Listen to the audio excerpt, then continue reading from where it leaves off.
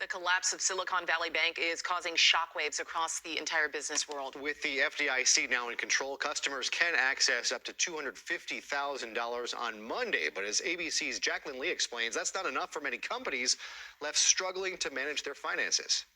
Silicon Valley Bank, the nation's 16th largest bank, was shut down by the FDIC on Friday after depositors hurried to withdraw money amid concerns over the bank's health. All our money is in the bank.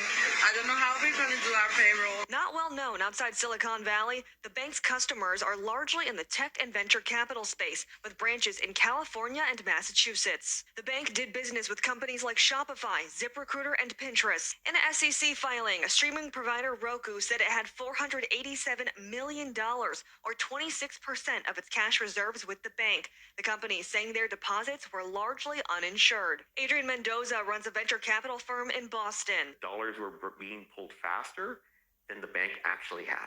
According to the FDIC, Silicon Valley Bank had approximately $209 billion in assets and $175 billion in deposits at the end of last year. The bank's collapse rattled financial markets, the Dow Jones finishing the week down more than 300 points. When banks experience financial losses, it is and should be a matter of concern. The FDIC, along with the Treasury Department, say they have a process to deal with bank failures like this, insisting the banking system has been shored up since the financial crisis 15 years ago. They have very good risk management since the financial crisis because of changes brought after the crisis. So I think the banking system is probably as strong as it's ever been.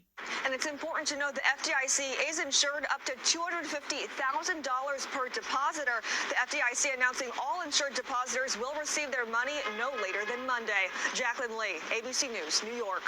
Jacqueline, thank you. And Governor Newsom issuing a statement today saying he's been in touch with the White House and Treasury on this, writing, everyone is working with FDIC to stabilize the situation as quickly as possible to protect jobs, people's livelihoods, and the entire innovation ecosystem that has served as a tentpole for headquarters of Silicon Valley Bank in Santa Clara, California today. They just came out and told us that the bank is shut down.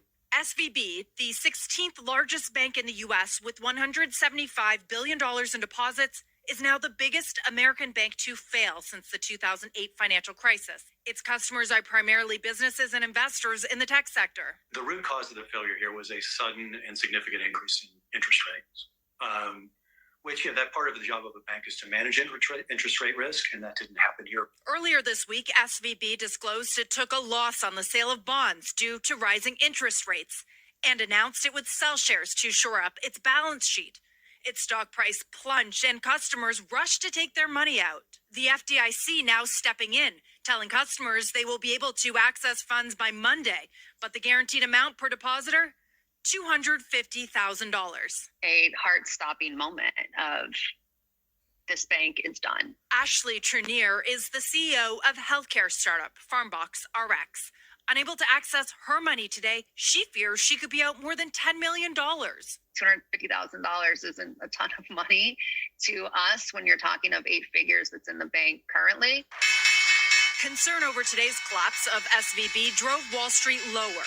The banking sector alone down more than 4%. Treasury Secretary Janet Yellen. There are recent developments that concern a few banks that I'm monitoring very carefully. The immediate concern? The cash-burning startups who have millions in SVB and may not be able to access the money they need to pay bills or make payroll.